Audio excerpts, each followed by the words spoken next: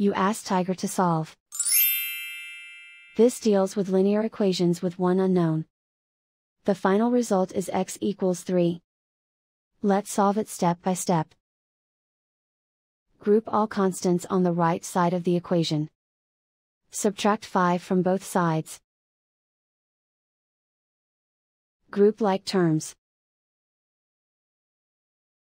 Simplify the arithmetic.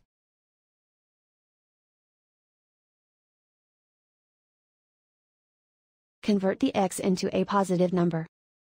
Multiply both sides by -1. Remove the ones. Simplify the arithmetic. And so the final result is x equals 3.